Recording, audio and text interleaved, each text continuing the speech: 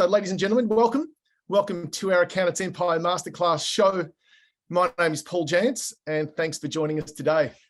Look, if you're joining us for the first time, welcome. You're in for a little treat today as we touch on a topic that I think is quite passionate to me and certainly passionate to my guest, because this is something that he's very, very good at. He said as we jumped online, it's okay, it's good to be live anyway, Lee. Thank God we're not experts in technology, we're experts in people. But it is going to be a great show because we're going to break down a number of key things. And I know, having worked in the accounting industry for as long as I have, and I've always regarded my people as my number one asset.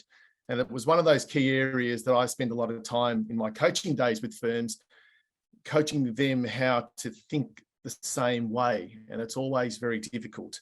But this is where this platform, that is what it's all about. It's about learning, it's about educating, it's about how we can actually consistently learn new ways, new tricks, new tips, whatever you want to call it, which is fantastic. So especially in today's market is, let's call it an employees market. It's definitely not an employers market. So hopefully we're going to be able to share a number of key things. If you're returning, thanks for being a loyal supporter of us, and it's great to have you back. We are here thanks to Professional Partners Education, Hall Chadwick, Profit Master, iKeep, and Lloyds Auctioneers. Now, just to give you guys a bit of a feel if you're new in terms of Professional Partners Education, look, it was built for our industry to give back. So yeah, we're a part of the Hall Chadwick group, and we know we work with a lot of different firms at Hall Chadwick, but this is an educational platform for you guys as accountants, for your team members, whether you're team members or partners or whatever it may be. And whether it be through shows like this, our Empire show, or I do my Women in Accounting shows. We've got about 2 or 3 shows we do a month. Then I've also got my podcast series. It's all free educational content for you guys. So if it's something that, again, you've missed past shows, whatever it may be, jump into your YouTube channel, type in Professional Partners Education, and all the replays and content is there for you guys to share with your team. Now, we've also got a Q&A bar or a chat bar below. I think it's below. I don't know where it is, but we'll work it out.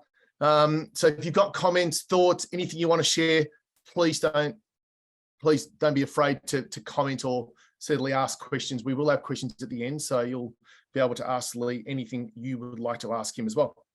Now, today we are lucky to hear from an industry expert, but at the same time, we're also lucky to be able to learn, and I'm always looking to learn. And Lee's one of Australia's top auctioneers with a career, nearly 20 years with one single company, which is a little bit unheard of nowadays. Living and breathing the business from marketing to, let's call it, consigning, to the hammer dropping, all the way through to service and fulfillment. So this is one of the great things we're going to be able to tap into. We're going to have the ability to tap into someone's brain to lives and breathes this. They've gone from humble beginnings to a team of now 300, spanning nationally in nearly every state. Lloyds is known as the premier auction house of choice, which is quite exciting as well. And I think this is the great thing about this, to be able to learn from other people, maybe in a different industry, but certainly this is where we can pick the brains of other people, and Lee's passion is growing people. So I'm looking forward to tapping into that. How's that for an intro, Lee? Welcome to our show, mate. I'm glad you're recording it. I'm going to watch it again tonight and maybe tomorrow, and share it with all my team because that will be important. No, yeah, awesome. And just so grateful to be here. Industry expert. I don't really consider myself an industry expert, more so of a student like you. I'm really looking to talk to as many people as possible, because people are pretty important. And we've found that the more we invest in people and their growth, the more the results come. But as long as that desire to genuinely grow people is there, of course, it has to be genuine. So I'm really happy to be here, and I hope someone takes something away from it. But let's go. How does this work? Yeah, brilliant. Well, that's the great thing about, I think you sort of hit the nail on the head in terms of learning and always wanting to learn. And there's always, whether I don't know, are you still interstate or are you back? Oh, you mentioned daylight saving time. I'm actually in Perth, so the amount of times I had to figure out what actual time this interview was going down would shock you. However, yeah, so still in Perth. Yeah, exactly. And I thought you were. That's why, because I was in Brisbane yesterday, and obviously they're an hour behind. So all our Queensland people and WA people, and probably South Australian people, actually, it's still only morning. So to everyone else, it's the afternoon. But mate, thanks for joining. Because I know I knew you were on the road, so I knew you were going to be somewhere around there. But I'm glad we got you on the right time zone, which is good. Very happy to be here, mate. Let's start with you. Let's to everyone online that's that's watching this and listening to this as well. Let's share a little bit about you. Tell us about you.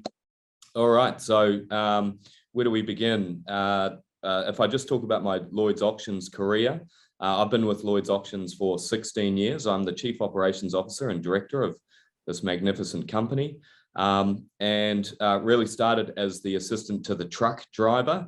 In that role, I had two accountabilities, which was buy the truck driver's cigarettes, make sure I get the right type of cigarettes, and to navigate the Refidex. I'm not sure if the audience is familiar with Refidex.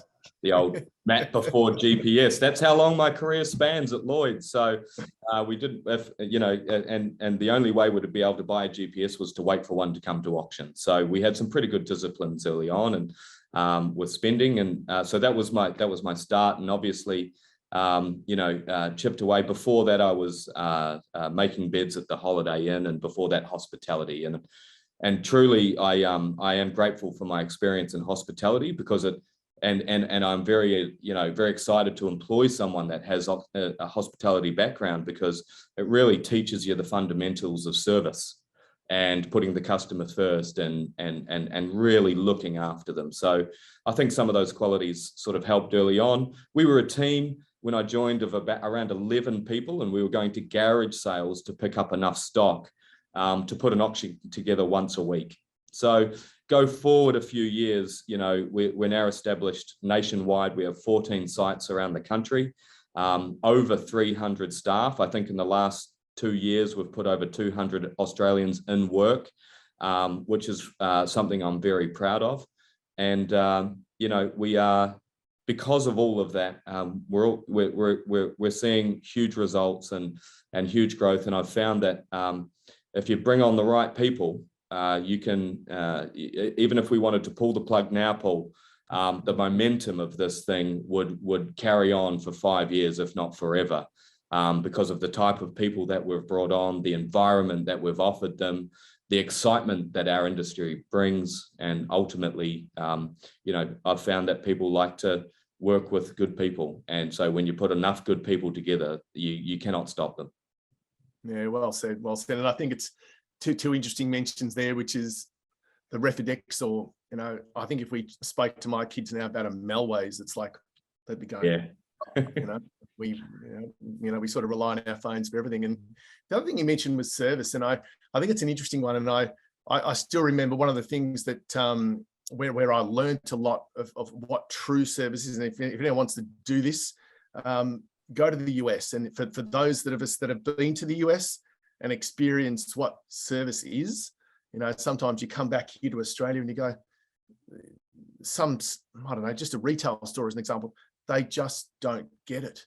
Or if you're in a restaurant and the lack of eye contact, with the customer, they just don't get it, as opposed to when you're in the United States and they're so big on service. Maybe it's based on maybe the ability to get more tips, but it drives a service and the quality that you do receive. So it is really, really interesting. But it's a great learning when you do go over there and you experience what great levels of service are, which is what you mentioned before. Well, we all have a desire to feel important. It drives my wife crazy. We'll walk into a retail store, last minute. Normally there's an event on Saturday and I want to, we're looking for a dress, and there'll be 4 people in the store and no one will acknowledge us or say hello. And they're all sort of trying not to make eye contact so that they're not the one that, and I say, we have to leave, we've got to go. And, and that puts us back a little bit. She's like, well, we do have that event tomorrow, let's just buy something. And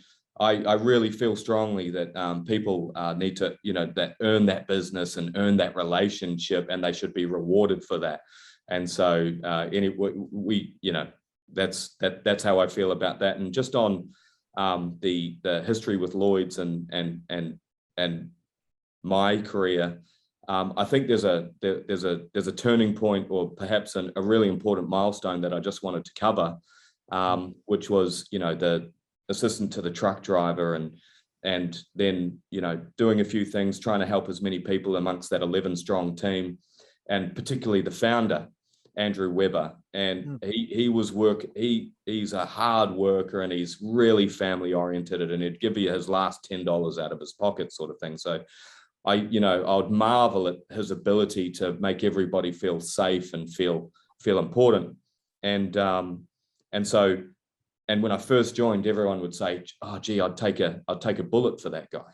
I said, "Oh, well, that's a really cool thing to say about your leader." And then I'd talk to someone else, and they'd say, "Oh, such a great guy, isn't he? I'd take a bullet for that guy." And I go, "Oh, wow, I've heard that before. How good is that? He's really got a really strong unit." But I knew he worked beyond 5 to keep the thing going. It wasn't quite set in stone. It was still entrepreneurial and still took a lot of work to keep the lights on. And so everyone would leave at 5.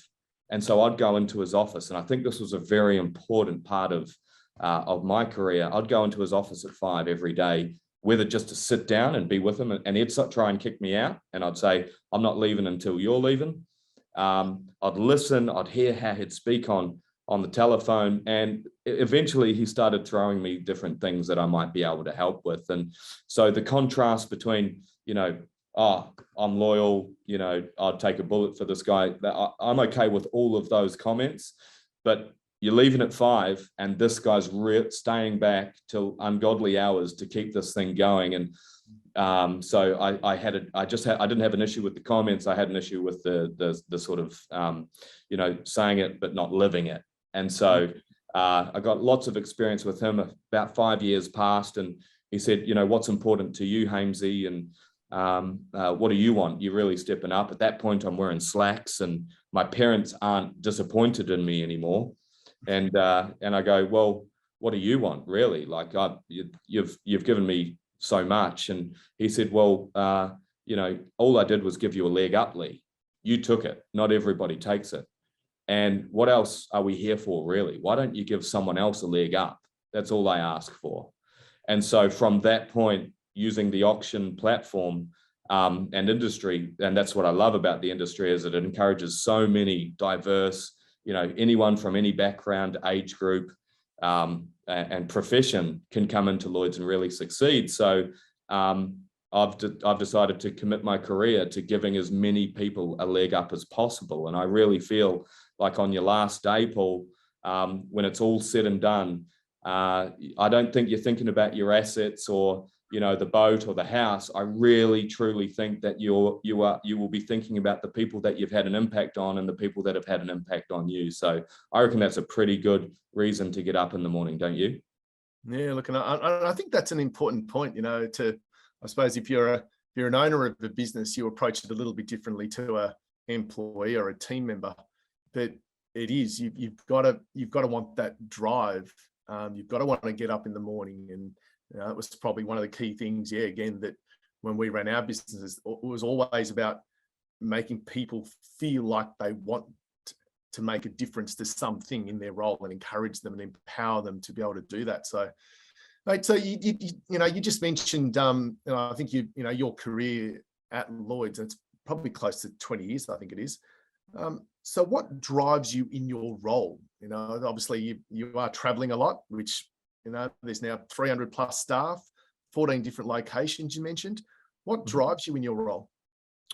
Well, essentially, when your purpose, or when you've really made the decision to lead people, it's all encompassing. It can't be just something you say and then, I have a responsibility for the P&L. I have a responsibility to deliver a result for the owners of Lloyds Auctions. And I'm conscious of those, but really it's my belief, and I have the trust of the guys that own Lloyds, that if we put people first in our organization, and we've been living and breathing this for many, many years, people first, culture second, the money or results will speak for themselves. And that's a pretty deep dive. But as soon as you make that decision, you've got to live and breathe it, because people aren't silly.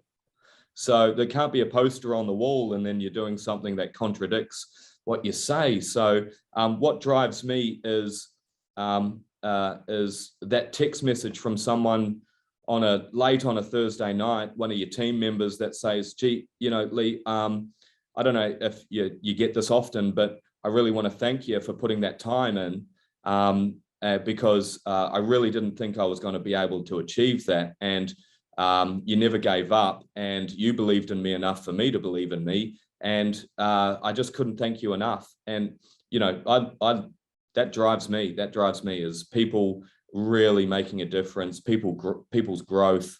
There's not really a better purpose in life, I don't believe.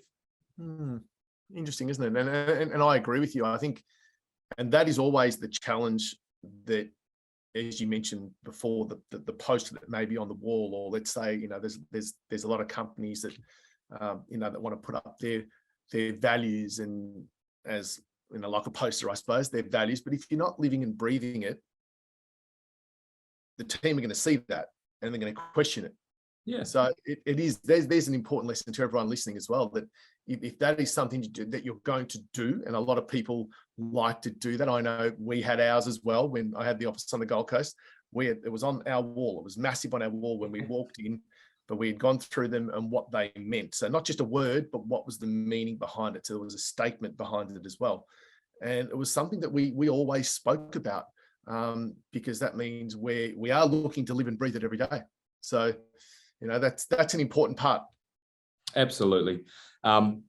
We conduct great auctions. We get awesome results for our vendors, and that's really important. So there's an aspect to this, which is, you know, the service that we provide and those fundamentals. But yeah, just to reinforce the answer to your question, you can do amazing things if your genuine motivation is to grow people and to develop the culture. You can, and so I see it as, you know, there's transactional businesses and there's relationship businesses. And as a leader, and if you genuinely care about people, you're in a relationship with anyone that comes on board. Yeah. And so what does a relationship mean? It means not keeping score. It means, you know, I'm there for you on your worst day as well as your best day. And so from my perspective, I think, you know, you can be a transactional business and have relationship people in it, as long as those people know that we're here as we're gonna make money and all those things. But I just don't think you can be a relationship business and have transactional people in it. That doesn't work. So good point. Yeah, those are a few of my learnings over the last couple of years. Excellent. Now, I've seen a statement that talks about nourishing and sustaining a great culture. So nourishing and sustaining a great culture. What does that mean to you? Well, I think it dovetails into, you know, everything we've covered so far. So really it's about, you know, having leaders in your organization that are leaders, it is a decision. You know, the act of making a baby lasts around 8 minutes, you know, maybe on average. It's a decision to be a parent. Does that make sense? And so what a lot of companies or businesses might make the mistake of doing is finding someone that's really capable in their current role. And so if they're capable enough and they have what would you call a 12-month review and they want more, well, the obvious decision is make them team leader next. And that decision might be made because that person wants to progress their career. What they don't realize, or what a lot of businesses don't realize, is putting someone as a team leader or a leader of people is a decision that means they've got to really care about their people's success more than their own. And if they really harness that, they're going to be more successful than anyone around them, because now you've got an army rusted onto you, and you know, they're growing, and so therefore you have no choice but to, you know, they're going to be running faster than you shortly, and it's going to be hard to keep up with them at times. So yeah, I think nurturing and sustaining is about really good leaders that are genuinely and measured on the growth of their people, and you know, making sure that you're making decisions around people first, culture second, and money third, not last, money third. And so if you're making those decisions, and you've got great leaders that are genuinely care about the growth of their people, not their own, personal goals, then that's a recipe for something pretty special and sustaining, from my perspective. Yeah, look, I'd agree. So let's tap in a little bit more. So you mentioned people, culture, then money. So are you okay to take us through, let's say, what you do, how you do it, and let's even talk about some of the results for what that means to the people as well as the business? Sure. Well, it's quite simple. Or base all decisions on people, culture, money third. So I've got a couple of examples. When COVID first hit, ScoMo, everyone was waiting for in Queensland an 11 a.m. announcement on what businesses are going to be closed down. And it was just unfortunate that he did it in alphabetical order. And we're all anticipating for an hour. And then we watch the stream, and he calls auction houses first. At this point, I've got 150, maybe 200 people, 150 people, I reckon. And we're going, okay, we've got to make some decisions. So we got around the room and we said, if we don't have really strong fundamental values during this time and strong goals, we're going to fail this team. And so we went, if we just use our philosophy of people first, money, culture second, money third, what should we do right now? Well, first thing we should do is make an announcement to our team that everyone will retain their jobs for as long as we need to, regardless of what happens. That's a people first, culture second, money third decision. You got to have good support to be able to make that decision, but it's a decision and it's not the easy one. So that's our first announcement. And so then we go, okay, what does the community need right now? And so we go into our database, which is quite large at the time, and we send out an EDM to all businesses and individuals, anyone that's ever bid with Lloyds, and we said, we're here for you. If you need sanitizer, if you need masks, if you need anything, reach out. It's a people first, culture second, money third decision.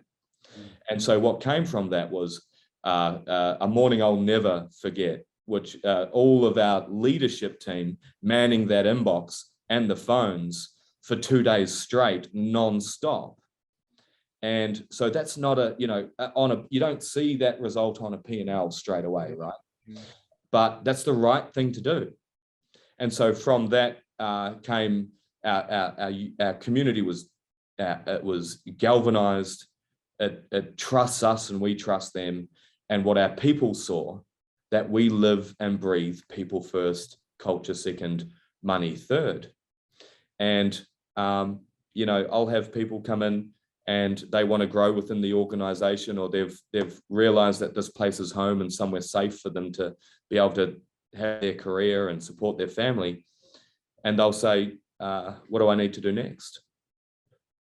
And we'll sort of say, we need you to grow people. We need you to have an influence on our culture, be a champion of our culture, and have an influence on people. And we can measure that, and you can do anything you want in this business. So that's a couple of examples of how people first, money, culture second, and money third, not last, third. And money can be money or results really for an organization.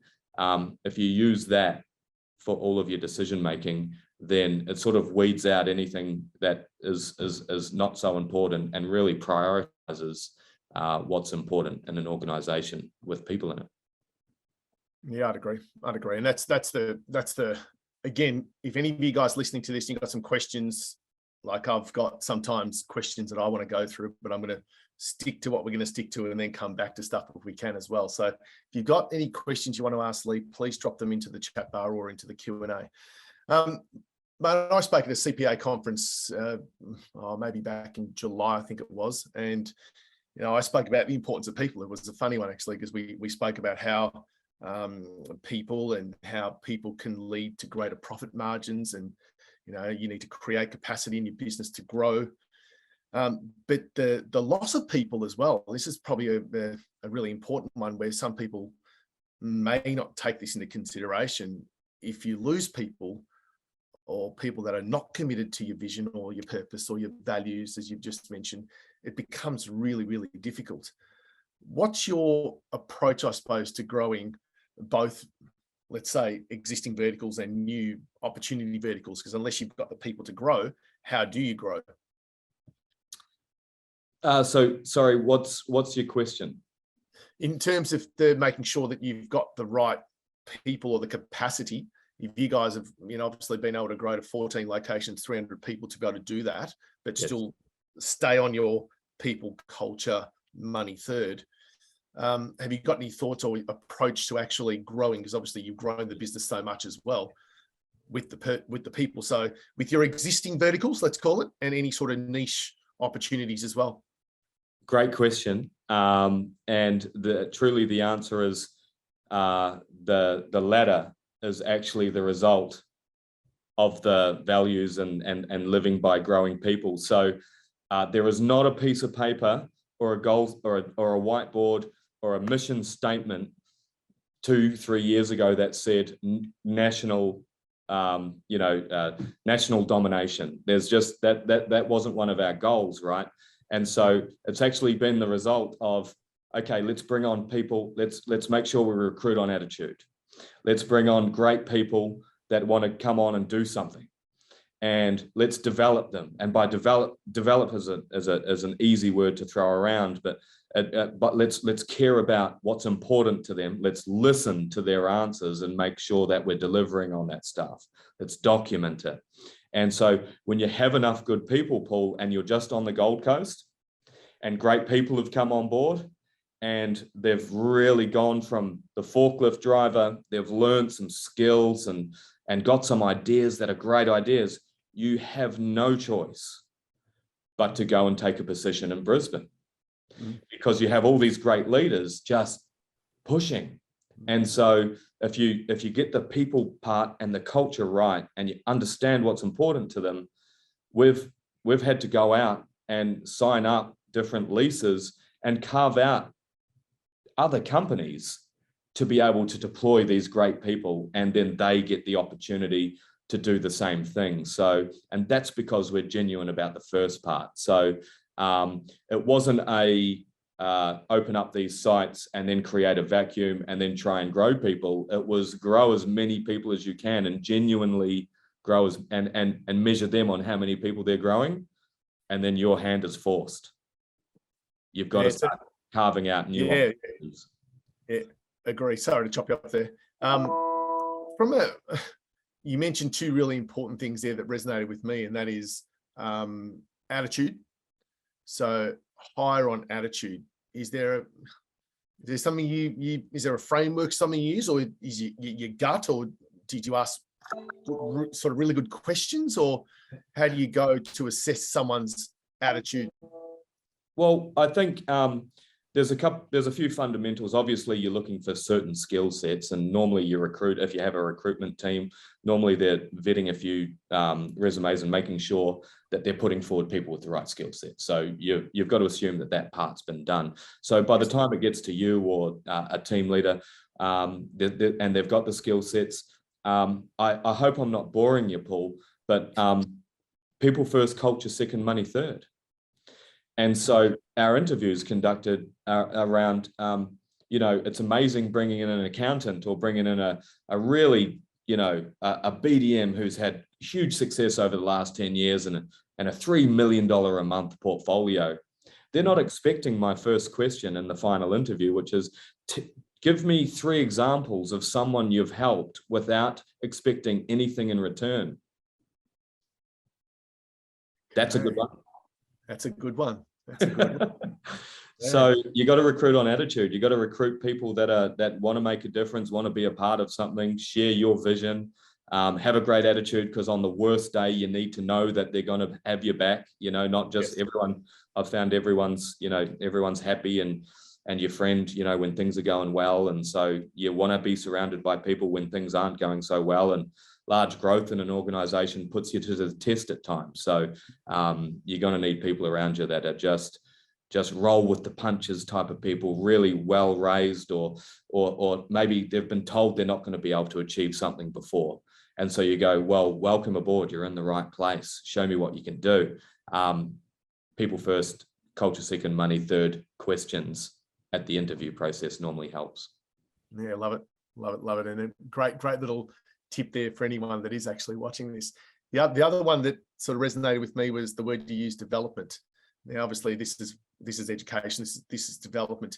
Do you do anything that is different that you can share with our audience at the moment to how you go about developing people? Is it in a group? Is it in a one-on-one? Is there anything that you do that may be considered different? We have an internal people development system within Lloyds that's been put together over 20 years of experience, and really covers all 5 facets of life. I think employers may make the mistake of at times focusing on career and finance, but a person's pretty well-rounded, right? And not everyone's the same, and not everyone's perfect. And so there's relationships, there's health, there's family and friends. And so we see our people as pretty diverse, and often somebody's really good at one of those areas, reasonably good at another one, and the other 3 are just being ignored for the time being. And so we like to understand what's going on in all 5 areas.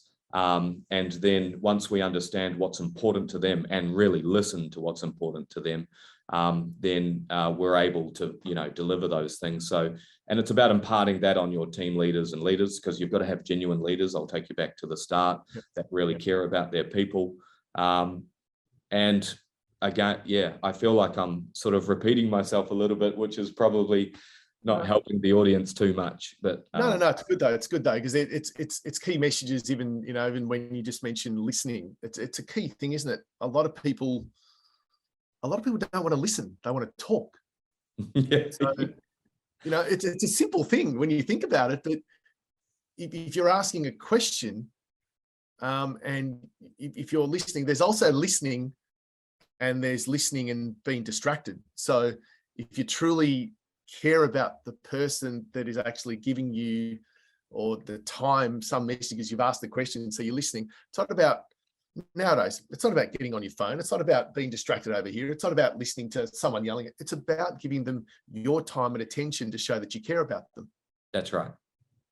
So the listening aspect is probably a really, really important point. Certainly. And everybody's different, and everybody's version of success is different. Not everybody has my goals. And I had to learn that, early on.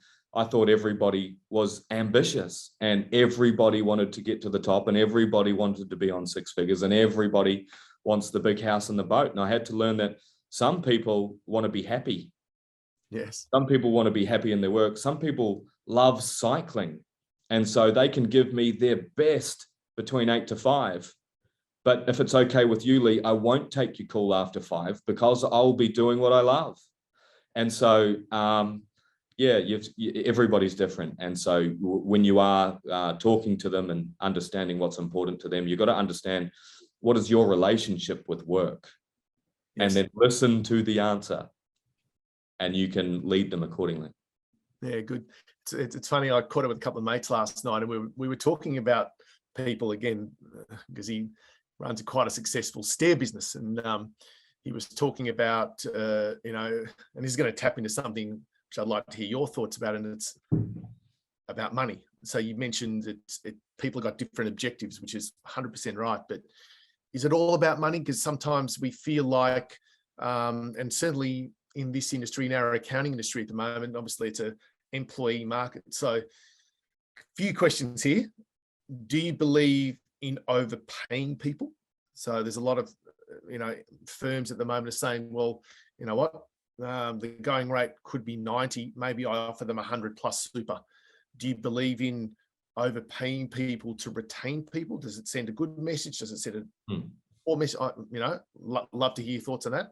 And then I'd love to tap into the thought process of money, and is it all about money, or how do you then look at some sort of reward system that's also more than money? So okay. We'll go to the first one in terms of what's your thoughts on overpaying people? Do it. As long as you've recruited someone that's genuinely looking to grow people and embody, and champion your culture. If you've got the people first part and the culture first part, this person's a great person. And so you're not, it's my opinion, and I'm happy to be challenged on this, but if anyone's leaving the money, they probably didn't get the people part or the culture part right in your organization. They've decided to leave for money, and you got to let them go. You got to let them learn that. You may even like the person a lot. I haven't had a lot of experience where someone's left for money and it's, been the right thing to do, particularly if they've left a company that prioritizes people and culture. So again, it depends on what's important to them. They may have something going on in their life that requires them to prioritize money today. And that's okay, as long as you know that. Agree. Yeah. And so, but if you've recruited on attitude, if you put people first and you have a great culture, overpay them, pay them in advance. It's coming back. They're going to grow more people. They're going to force you to create a new vertical. They're the right person and they're a great person and they believe in they're the champions of your culture and they're growing people. Pay them today for 2 years' time, if that's what's important to them. Okay, good. And what about when it comes to rewards? Some people base it all on money because obviously, and as you mentioned before, sometimes time is sometimes greater than money because, like you mentioned before, with the cycling. What's your thoughts on that? And do you have a reward system or a process that you could share with us? Yeah, and it dovetails again back into some previous points. Our reward system is really ask good questions, listen to the answers, and you will hear what's important to them. Reward teams on a team effort. My experience is I can go to a group, and we're in sales effectively. There's a few other aspects to the business, but we have to deliver a result. So we have sales teams and consign team and marketing teams. And I've found that you can go to a group and say, okay, if the individual who does this, a short-term reward to arouse energy and excitement for the task at hand. And I'll be surprised that it's almost like tumbleweeds, right? In our organization, at least, as opposed to, okay, if we do this together, we will all share in this. They climb over each other to support each other. It seems as though we're more interested in not letting our colleague down than letting ourselves down or rewarding ourselves. So I've found huge success in rewarding teams over individuals. That's a big part of the culture. And reward generously, reward often. But ultimately, the best reward anyone can give is to listen, ask good questions, listen to the answer, and you will hear what is important to that person. And it's always different. So do you do things based on like a monetary team reward, or is again? Yeah, okay. Group activities or excursions, or again, you sort of there's no perfect answer to it, but if you have leaders that are genuinely interested in great results and people and culture, you change it up all the time, and then that encourages awesome culture because there's no same day or same week, but it takes effort. You've got to want to do it. Yeah, correct. Yeah. And you're right. The key to that is, again, and we touched on before, it's about listening. If you can listen to what your people want and you can give back, it's like anything. It's like, I don't know, and I know I do it a lot. I go to a lot of our accounting firms and I often ask them, what can we do to improve the service or the delivery to you? And they tell us, and if you can implement what they tell you, well, then again, you're building, like you said right at the start, you're building a better relationship, and they're feeling like, okay, well, I've been heard. They've asked me, they've listened, and they've implemented. And that's probably a critical factor there, because it's not worth doing one or two of the steps without the third step.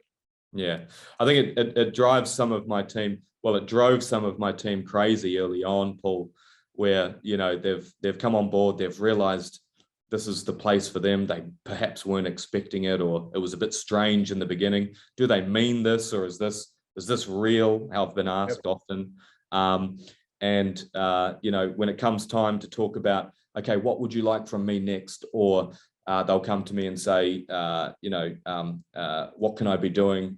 What is your advice? What do we want to do next? And I'll simply say, well, what are your goals? What would you like to do? What do you see for this part of the business? What's success to you in this area? And you know, often people just want to be told, but then to really be asked that question genuinely, they realize they're important, they're valued, their ideas are heard and executed. So yeah, I think that's it on that point. I think it's really important. No, it's a good point. How have you dealt with, and I know obviously on the Gold Coast is probably different early on, certainly here down here in Melbourne, you know, sort of, we mentioned COVID before, and we've been we're in lockdown for a very long time. How have you dealt with things like mental health within the workplace? We have EAP systems in place that we've implemented, which offers you know, family members as well as team members direct access to third-party people in different fields, which is one thing, you know, and I'd encourage people look into that. We also immediately employed a personal trainer for the group. Who was a nutritionist as well. So our whole entire team have access to her, and our entire team's family have access to her. So things like that, where you get in a room again and you go, okay, mental health is really serious right now. What can we do? And if you put people first, culture second, money third, you go, what if we hired a personal trainer, a nutritionist? What if we, you know, and if, you know, on the P&L, that may not make sense or show up immediately, but for those team members to go home and say, we are safe. They have declared I'm going to keep my job. So if I'm the provider, I can now tell my family we're okay. Yep. And then the next day they come home and they go, you'll never believe it. They've employed a personal trainer and we have access to them if we want. We have the EAP. So I think you've just got to be proactive. You've got to be a little bit creative, but understand what your needs of your people, and then find ways to be able to deliver that. So there's not a perfect science, and we're not perfect. We don't always get it right, and you can't tell someone how to feel. So yeah, mental health is definitely a thing on the radars, and should be a thing on the radars of all businesses. One of the best things you can do is create a great culture and a safe environment where people feel proud to come to work. That's a big one for mental health. Yeah, very true. Do you guys use any sort of software or anything like that to measure how people are feeling, or? Yeah, that's all part of the third-party software. So we get monthly reports. We're getting an idea of who's doing it. You know, not that that's all confidential, I should say, but it does give you an idea of who's doing it tough and where, and that really gives us a little bit of a clue as to we need to do more there. Right. You know, so what else could we do in that particular location, and so on and so forth. But yeah, there is. It's amazing.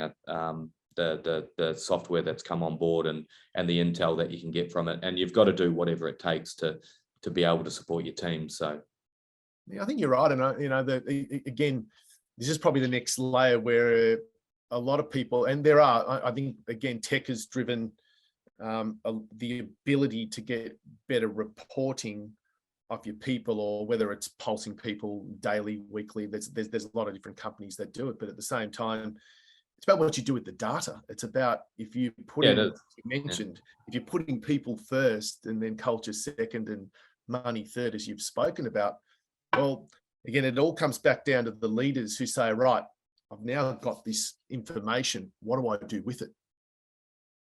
You got it. That's the important factor. And a lot of times someone needs to feel cared for or heard. And so the software is good. But if you have great leaders, then, you know, you're having a conversation and you're listening, and the conversation can take as long as it needs to take for them to feel better and to feel like, you know, part of something and important and all those good things. So yeah, just so that at the end of the day, most people, I think there's some really interesting stats out there as well, in terms of people just want to be heard, and they want to be recognized, you know. So even it's just it's a simple walking past and saying, hey, you guys doing a great job, keep it up. Sometimes that can go a lot further than you actually think. That's right. The little 1%ers, I used to call them, which is always pretty important. So I don't know if you, and I know you've touched on this, but is there a great culture? What is great culture? You know, because a lot of people tend to throw out the word culture, and they do. It's a great culture, and but what is a great culture? I think it's an environment where people feel safe, happy, and proud of their environment. Steve Sarkis, one of our owners, we were sharing like some low value time after 5 in the office at the Gold Coast, I think it was. And there's all this noise and stuff in the background and offices behind. And he's going, what's going on back there? And, you know, I go, I don't know, you know, I think they're going over what happened today and talking, and they always get together. All of our teams get together at the end of the day and talk about what was great, what happened, what they achieved, and challenges and stuff like that. And he said, oh, geez, it sounds like there's a party going on back there. It's 5:30, and why haven't they left yet? And truly, I don't. My answer was, I don't know, Steve. I guess they love this place, and I think that's what you can achieve if you base all of your questions on people first, culture second, and money or results third. You just create so many people and so much ambition, and you know, you've got to be about them. But the result is the results will be so great. The money will be so great that you'll struggle to step over it, because in the end, it's all self-fulfilling and everybody's happy. And so I would say, what is great culture? It's an environment for people to feel safe, for people to be happy, and to be really proud of their work. Yeah, brilliant. And it's an interesting one, because if you can build that culture as well as exactly what you mentioned, then it's a funny thing that I don't know how many businesses would actually have teams that would maybe talk about their successes at the end of the day. So yeah, it's an interesting one, just then what you just said then, and to everyone listening, it could be something very simple to implement, where you actually talk about what you've achieved for the day.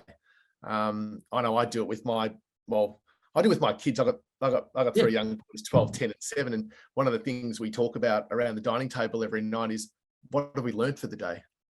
So what have we learned, and therefore what have we achieved for the day? And it's a good conversation to have. But if you're doing that in a team environment, because you're always working towards team results, that can be really empowering. Well, the parent example that you give is great, because leadership is absolutely no different. You've made a decision to lead people, and like a parent to a child, like a leader to a team member, you know, it's your job to deliver confidence to them. It's your job to ask them questions that challenge them. It's your job to make sure that they succeed like a good parent, and to give them lessons and cover those lessons again and again. And if you're someone who's just competent at their role and then given a team leader gig and don't understand that and aren't genuinely interested in the people, you're not going to achieve that.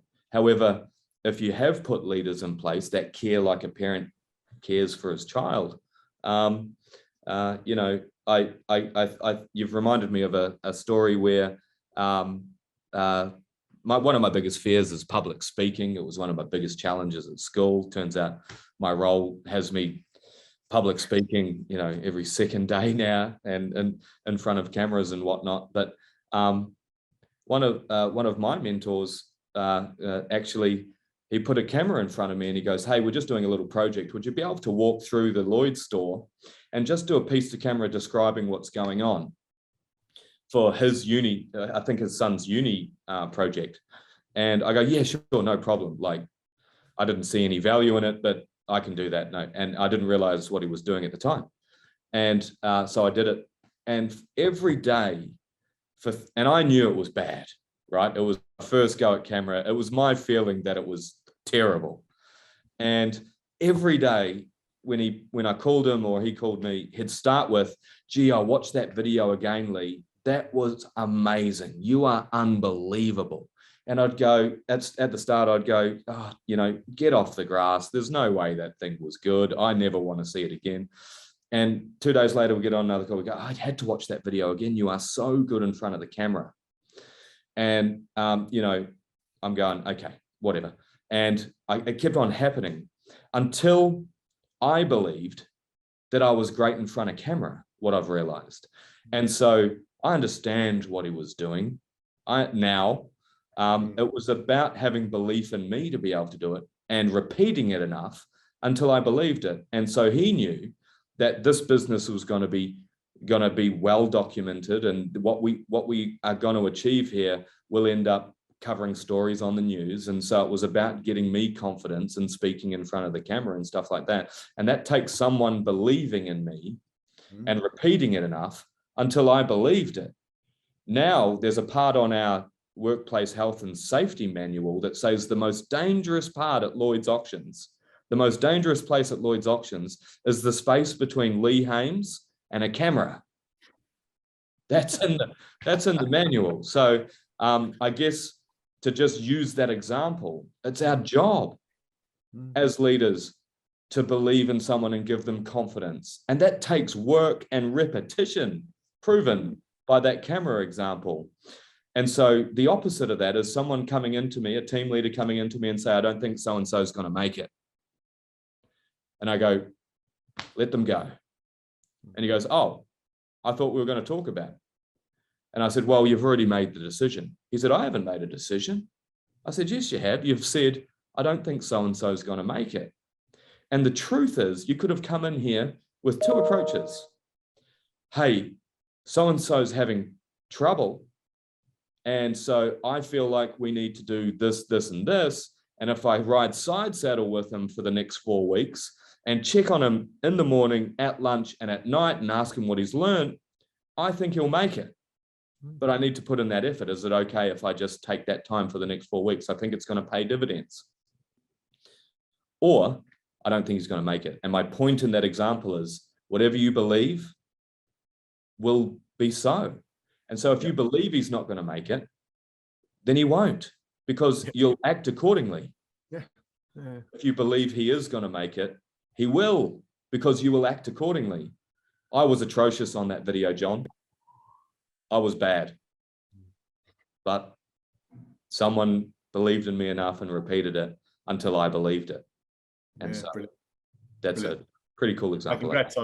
Congrats on everything that you've achieved. I didn't say that at the start, but the journey has been quite incredible. And I know your team speak very highly of you. And I bumped into Steve Sarkis only at the airport. I think it was last week, because I've been traveling all around as well, and bumped me on the shoulder while I was working. Hey, Paulie. It's just, it was a shout out to Steve. He's a good man.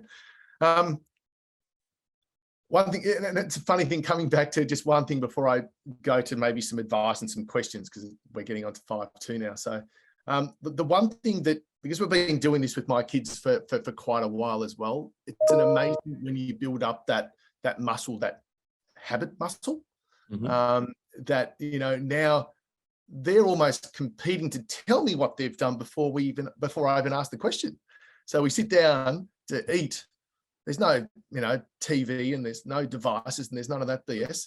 But we're just genuinely interested in what we all have to say about each other and what we've learned for the day. And I do the same. I share what I've learned. And it's a funny thing now, having 3 boys is always competitive, but they're now saying, oh, Dad, I'll go first. And it's a funny thing how they want to. So I'm trying to empower them to think when they're at school, to think about that. So then when they get home, they can share that with me as well. That's great culture, Paul. That's great culture in the home. And you can achieve that in the workplace. Just apply the same principles. Brilliant. I've got team leaders and leaders of massive, $1 million divisions. and they're in a hurry to tell me what they're doing this morning. And this phone is just ludicrous with the amount of good stuff being shared. It's exactly the same example as you give around the dinner table, and it only works if you actually care about what they're saying. Excellent, mate. Actually, I'm going to go for a final comment in a second, but to all of you listening, if you've got anything you want to ask Lee, drop it into the Q&A bar, please, and I'll go to questions in about 1 minute. Mate, final piece of advice to everyone that's listening, that, some people are at different stages, don't know where to start. They might only have 2 team members, and I know nowadays we've got team members that are offshore as well. A lot of, we've been forced as an industry, in the accounting industry, to move, and sort of Profit Master is one of our key supporters as well. So people are running people all over, like you've got, it sort of doesn't matter what country they're in, but they're all over the place. What's a piece of advice you can leave our viewers with? I would say put people first, culture second, and money third. Live by that rule. Doesn't matter if you've got 2 people or 300 people. The truth is that if you do that, you have no choice but to grow. You'll have no choice but to put them in better positions and help them to support their families better. And if you get it, if you nail it, they'll be motivated to do the same thing for their people. And you cannot stop that sort of momentum. But it's a decision at the beginning to do that. So work out what's important to your business, work out what you want to achieve, make sure you communicate that really effectively so that everybody knows what we want to achieve. And really, Paul, we started with, about 5 years ago, we got together and we made the decision, we want to be Australia's best auction house. Not the biggest, the best. And so we went, let's look at our commission structures. And went, I don't think the answer's there. Let's look at our capability statement. It's not there either. We threw that in the bin as well. And we went, this is about people. And so let's focus on our people. Let's get the culture right, and people will, people, business opportunities will come, and they'll come thick and fast. So we made that decision, and the result might be that we become Australia's biggest auction house, but it's not because that was the goal. It was to be the best auction house in Australia. Brilliant. And I agree that sometimes the best, you can sort of break that down in so many ways, and you can even get the team involved in what does best mean? Yeah. And then you can get them involved. Yeah, correct. Another good question here. How many times has someone you were not sure if they would embrace the culture and direction proven you wrong? That's an awesome question, and it's one of my favorite things that happens over the last few years, was to be proven wrong. And the only way to really do that is to challenge them on it, is to, hey, I want to be successful here. Okay, how many people have you grown, or how would you like to add value to the culture? And they might go away and work on it, and then they'll come back and say, I'm ready. Okay, I want an email on how you want, what culture means to you. And ultimately, they'll send you the email if they mean it, if it is really, truly important to them, or they won't if it was just like a moment of courage, you know what I mean? Or something that was a little bit short term. So I love it when someone proves me wrong. However, it doesn't happen as often as you'd think, because we recruit based on attitude, and we have very good questions that make sure that someone that's coming on board,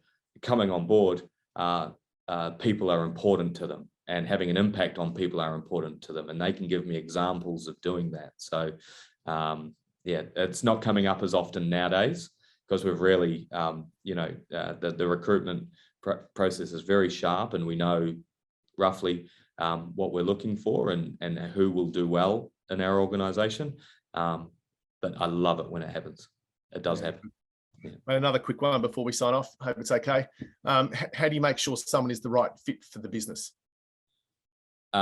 people first, culture second, money third, or results third, and take them to task on it, challenge them. It does, it's not a question you're used to answering, that interview question that I open with at times.